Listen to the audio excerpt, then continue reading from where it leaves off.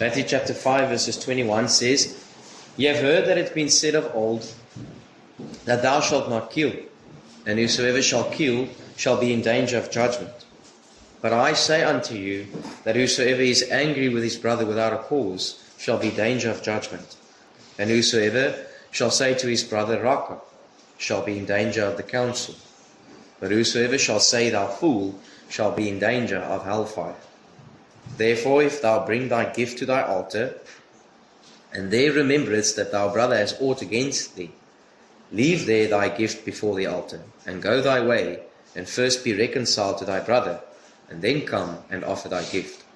Agree with thine adversary quickly, whilst thou art in the way with him, lest at any time the adversary deliver thee to the judge, and the judge deliver thee to the officer, and thou be cast into prison. Verily I say unto thee, thou shalt by no means come out thence, till thou hast paid the uttermost farthing." Let's pray.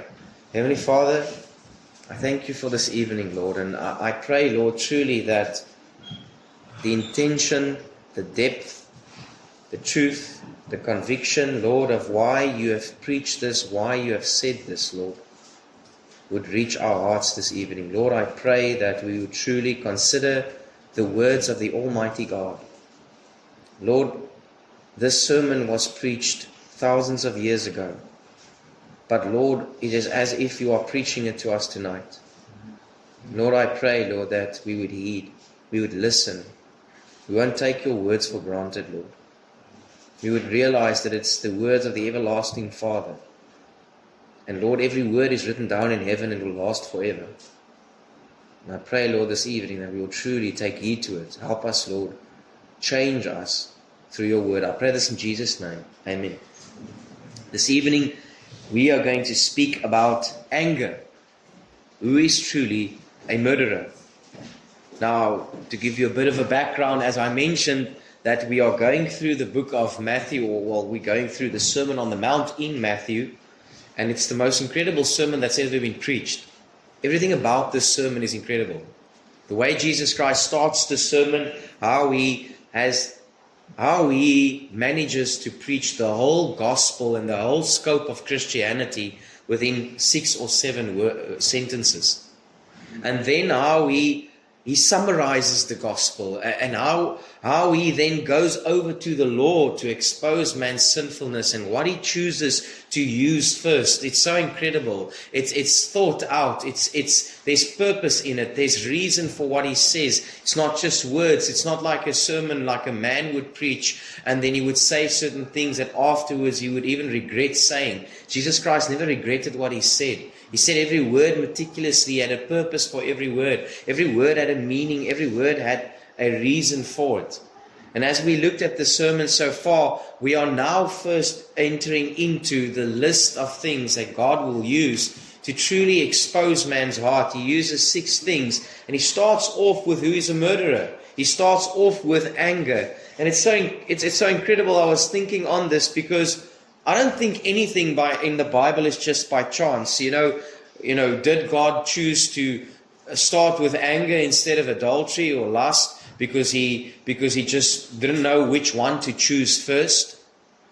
I don't believe that's the case.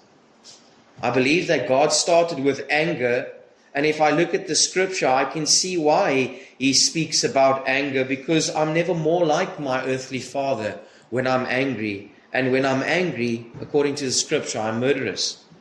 The scripture says, you are of your father the devil, and he was a liar and he was a murderer from the beginning.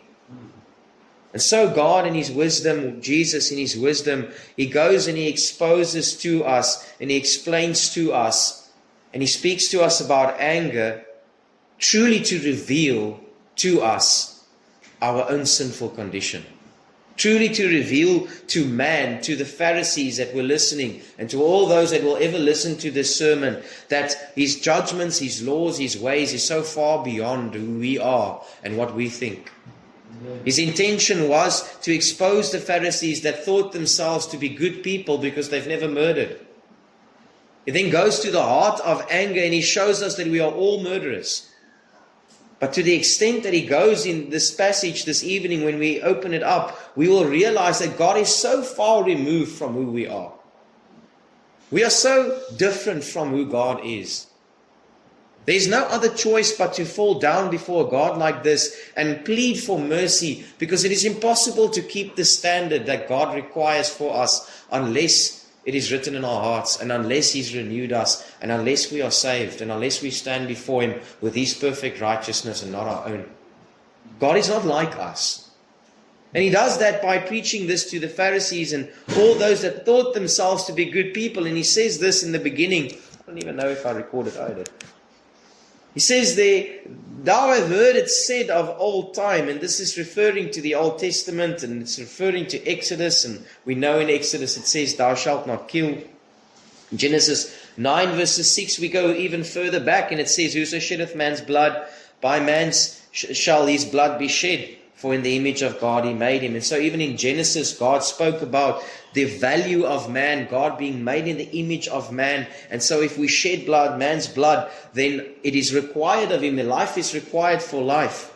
In Exodus 21 verses 14 it says, but if a man come presumptuously upon his neighbor to slay him with guile, thou shalt take him from mine altar that he may die. The Bible says that if I kill someone, that person should be killed. In Numbers 35 to 16 to 17 and 18 it says, and if he smite thee with an instrument of iron that he die, he is a murderer, that murderer shall be put to death. If he smite him with throwing of stone, wherewith he may die, he dies, he is a murderer, and the murderer shall be put to death. Or if he smite him with the hand of a weapon or of wood, wherewith he may die, and he dies, and he's a murderer, and the murderer shall be put to death.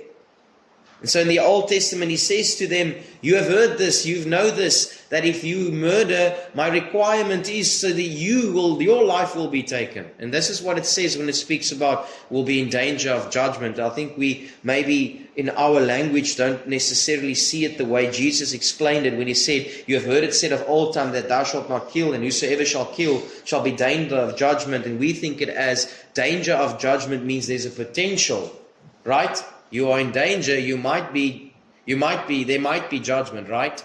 But this is not what God is saying. He's not saying, well, if you kill someone, you are in danger, you might die. No, if you kill, you'll be in danger, you'll be brought before judgment, and you will be killed for your killing. And so He says there, and we see this also in the New Testament. We see the Bible says in Matthew 15 verses 19, for out of the heart proceeds evil thoughts, murderers, adulteries, fornication, theft. Romans 1:29 says, being filled with all unrighteousness, fornication, wickedness, covetousness, maliciousness, full of envy, murder. Galatians 5:21 says, envying, murders, drunkenness is the works of the flesh. In Proverbs He says, these 6 things does the Lord hate, and it's a man that sheds innocent blood. God hates a man that sheds innocent blood. In Revelation 22 verses 14 He says, blessed are they that do His commandments, they that have right to the tree of life, and may enter through the gates of His into the city. For without are dogs, sorcerers, whoremongers, and murderers. So He says, blessed are those that come into the kingdom of heaven, and they enter the gates of the city, and outside of that gate are whoremongers and murderers and idolaters. And so when we see Jesus preaching this, before they even knew what Christ will say, they even immediately agreed with Him and said, yes, that's right. It is right. If you kill someone, God hates it. We know He hates it. You will be in danger of judgment. You will be taken to judgment. And you will be killed for your murder. And you will be rightfully killed for your murder. And so they wouldn't disagree with this, because they knew they were not murderers in their minds. They knew that a murderer needs to be murdered, and that is fine with them. But Jesus Christ had a different intention when He said that, because He wasn't going to stop there. But I want you to realize that the why I'm saying these things, I want you to see the hideous nature of murder. I want you to think of people that you know have murdered. How you rebel and the vileness about that. How it is an offense to you to think of someone that has murdered someone, has murdered multiple people, has murdered someone that you love. How is it so contrary to who we are even? It's so vile that someone would murder, Lord. Surely they deserve it. Now do we not fight for this sometimes? They deserve death. And then there's fights about the death penalty because someone that murders deserves to die. Right? Jesus comes then and he says, but I say to you, that whosoever is angry with his brother without a cause shall be danger of judgment. In the first sentence he says to them, you say that a man that kills deserves to die, and I say to you that when you are angry you deserve to die. That's why he says there is in danger of judgment. Remember again, it's not when you are angry you are in danger of judgment, so it might happen or not. Just like if you kill, you are in danger of judgment and it might happen or not. God is saying to these Pharisees, if I see anger in your heart, in my eyes, you deserve to die. He says the following, he says, whosoever shall say to his brother, Raka, shall be danger of the council. And this is the same concept, but it goes deeper. And the Bible says in 1 John 3:15, whosoever hateth his brother is a murderer. And we know that no murderer hath eternal life abiding in him. It says there, whosoever shall say to his brother, Raka. Now this example, it's difficult to truly get to the heart of what it means today. But if you had to think of different ways of explaining it, it's a derogatory way of speaking down upon someone. Idiot, fool, moron, whatever it is. Can't think. Why are you like this? Why are you so backwards? Brother and sister, when have you said that? Are you immune to that? Have you never said that? Have you never said, hierdie mense, wat dink hulle? Hoekom is hulle so? Why are they like this? Why do they do this? And I don't know who you're referring to. I don't know if it's racial. I don't know if it's cultural. I don't know what it is. But I see a whole world full of it. I see nations that cannot stand each other. I see nations rising up against nations ultimately because of anger and hatred. I wouldn't kill someone that I don't think is a fool in my eyes, right? He says then we'll be in danger of counsel. Now, is counsel different? Is it worse than judgment? If judgment kills me, what's worse than being killed? The council is the Sanhedrin, and the Sanhedrin had the highest responsibility with the highest crimes. Those were the ones that would execute and would execute judgment for those that would be killed and would be stoned. So what is it saying? It's saying the same thing. It's saying the same thing. If I just think at someone, about someone in the church, and I have this irritated, hateful, when you say, well, it's not hate, but it is hate. I'm frustrated with that person. I'm irritated with him. I have thoughts in my mind about him. And God says, brother, if you knew how I am, and if you knew my nature, you would have understood that even that, for me, would justify me killing you. I'm so different from you. I'm so different. I'm not like you. You justify saying something about someone because it is fair, because I have a sense of justice. People say this often. They justify their wickedness by saying, I have a sense of justice. I don't like it when there's injusticeness. And that's why I can tell you this injustice that I saw happen. And you can't believe what happened. But your heart is wicked and vile. And God hates it. And God, if it wasn't for His mercy, and if He wasn't a merciful God, if He was only holy, He would kill you on the spot.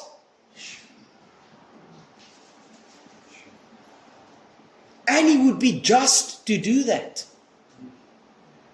You say, but He can't be. I say to you, He can be, because He's not like you.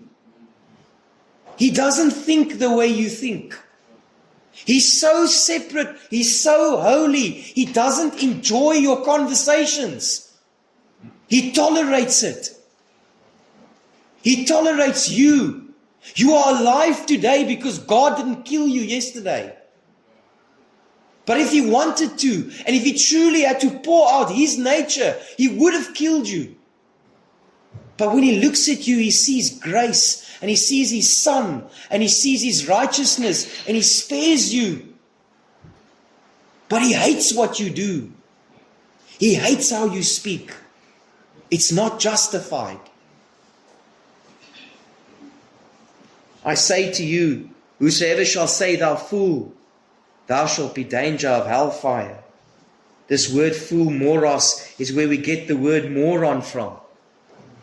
Now I ask you again, have you been in a time where you said, maybe not verbally out with someone else, but in your mind, you thought, he's an idiot.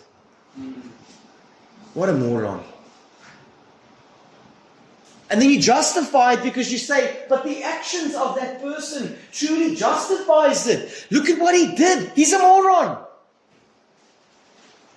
God never looks at anyone and says he's a moron.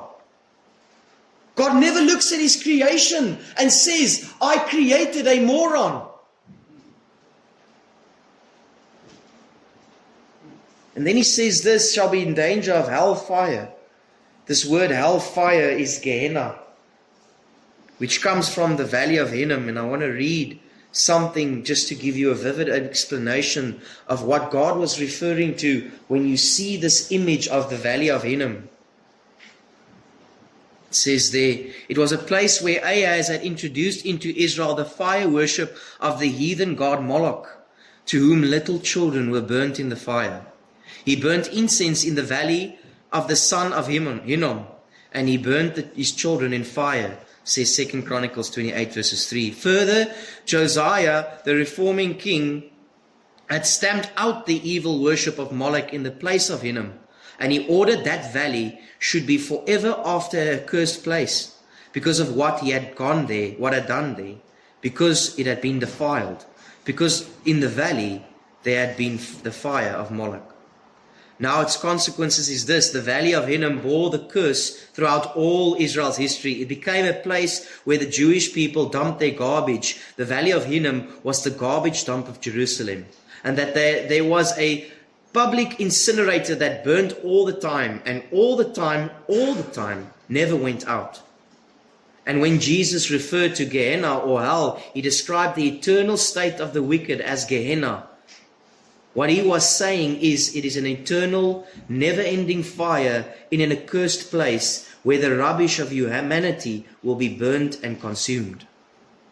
When God was saying, I refer to Gehenna, I refer to Hinnom, I refer to a place in my mind where garbage is burnt forever.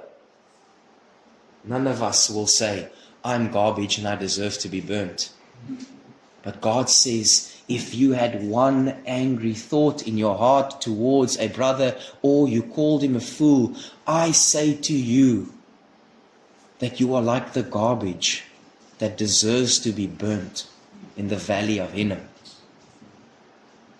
What was Jesus doing? Was he demeaning the people? Was he trying to say to them, I'm not a loving God. I'm not a good God. I'm not what you think I am. I'm this wicked man that just wants to burn everyone. And all I want to do is place everyone under the blanket by calling them all wicked. Or you might say, you know what, Pastor, that's your interpretation. And the way you are preaching is you make us sound vile. No, brother and sister. God had the intention of telling them, you are vile and you need grace. Amen. Brother, and you do not reach the point of understanding how vile you are in God's sight, you can never ever be saved. And I'm not saying to you, you need to know how vile you are, because I promise you, you will never know how vile you are. But God says to you, if you cannot recognize that you are sinful and that you deserve to burn with the garbage in the valley of Hinnom, there's no salvation for you. There's no hope for you. The Bible says, unless your righteousness exceeds the righteousness of the scribes and the Pharisees, you will in no wise enter the kingdom of heaven. The Pharisees said, well, we've never killed someone. We are fine. God says, no. No. There's something much more than that. I say to you that even if you just say a fool to your brother, you are worthy of the fires of Gehenna. Now, is there anyone in this room that can say, well, I'm still okay? No, you're not. You're not. Your only hope is to fall before this God who has basically shattered your hope of thinking that you are okay. But don't just say, but wow, you know what? But that's not my problem because I am saved today. That was only to get people to understand they must be saved. And so I'm saved now. Now I can gossip. God still hates it. God still hates it. The same way He hates it when He says it to a lost man. It's not justified either way. He doesn't smile when you say something wicked about a friend. He doesn't smile and approve your conversations. He's there tolerating it while He has to listen to your wickedness. If a man truly has an understanding of this, that God says about His nature, it will radically change his life. And number one, it will change his worship towards God. Number 23, Matthew 5 verses 23 says, therefore, if thou bring thy gift to the altar, and rememberest that thy brother has aught against thee, leave therefore thy gift in the altar, go thy way, and first be reconciled to thy brother, and then come and offer thy gift. Now it put new light to your whole life. It puts new light to what God deems worship. Brother and sister, what God is saying to us today, because we are not going to go today to the altar and bring our altar and offer it. In fact, we are so blessed that we don't have to go through that process of going to the priest and giving our offer, putting our hands on the lamb, letting the priest burn the offering, and then have atonement for sin. You came in this morning so blessed that you can have access to God by simply praying.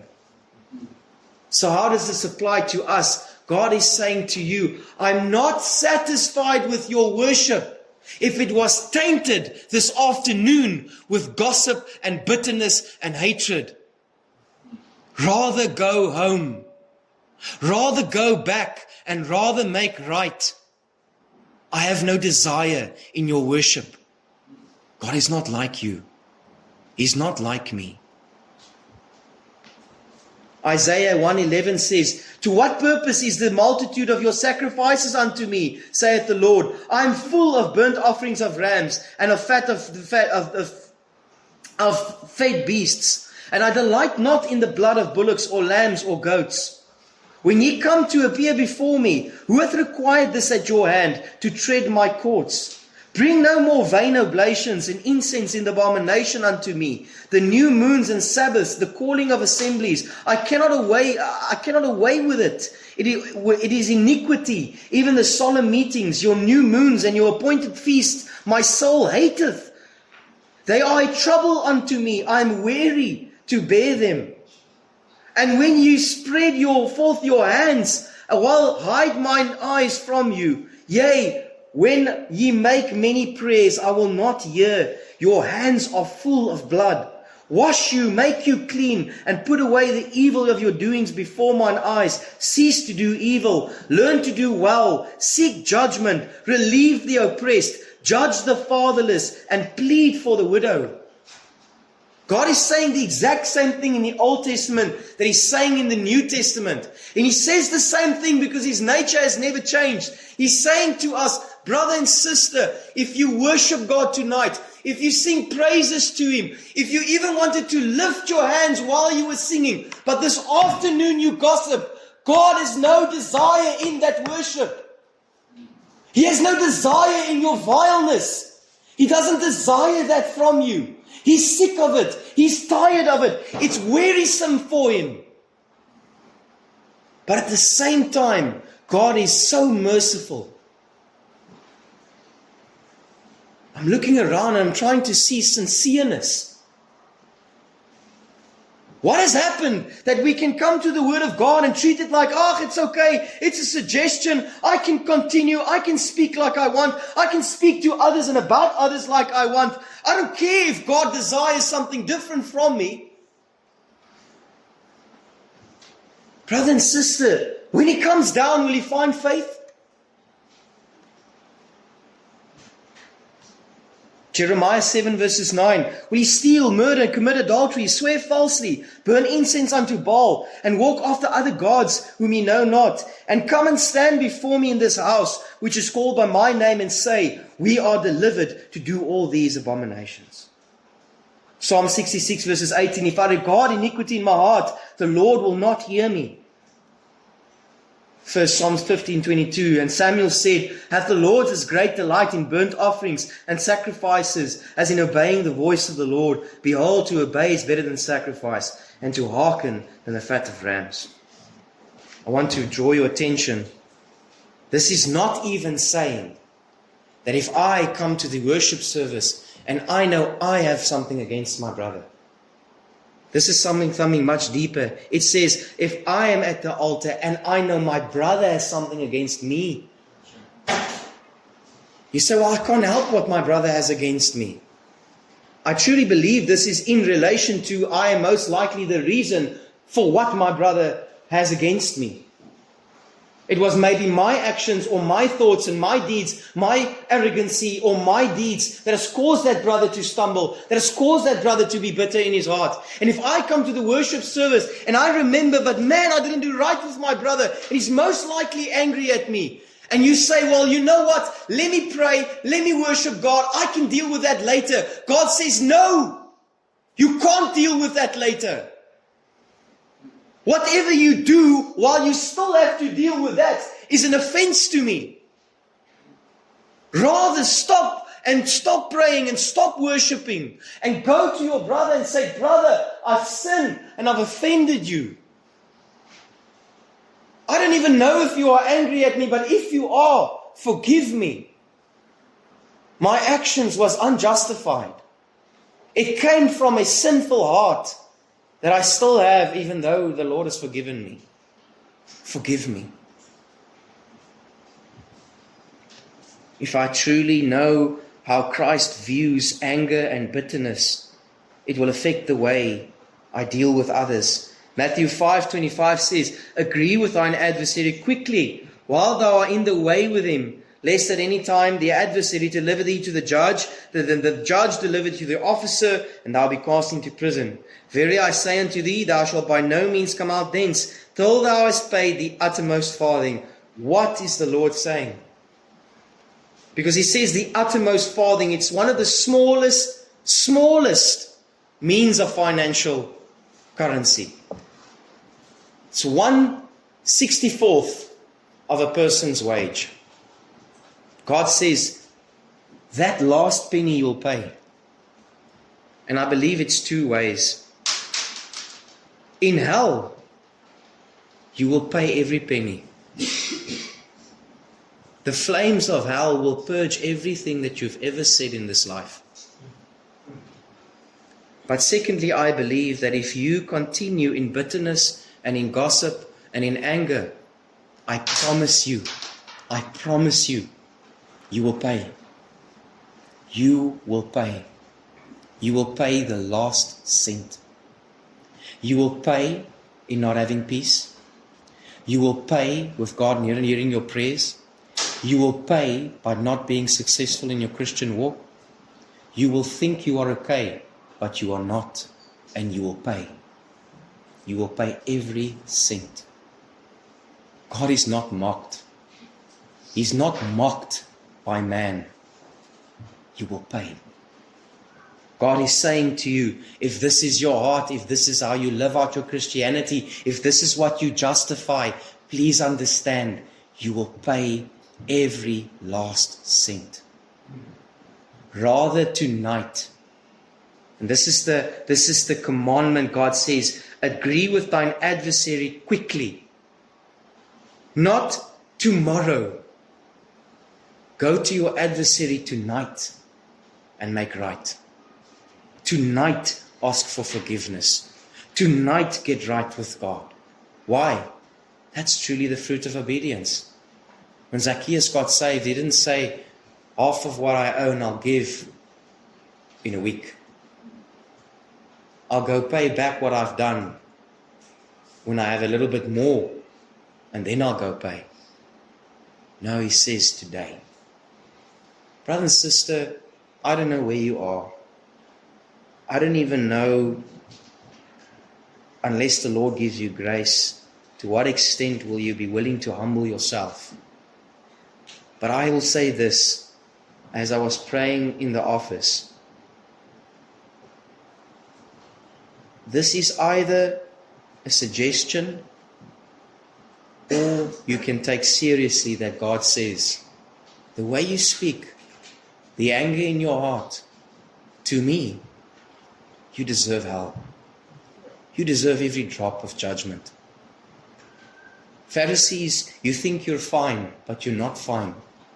You're not good. You need me. I don't know if you are unsaved this evening. I don't know where you are, but if you think you're okay, you're not okay. God is not pleased with you. God is not pleased with you. Nothing about your life is pleasing to Him. When He looks down upon man, He sees an open grave. Your only hope is Christ Jesus and the blood of Christ. That's your only hope. You must call out to Christ to be saved. And sister and brother, if you are saved,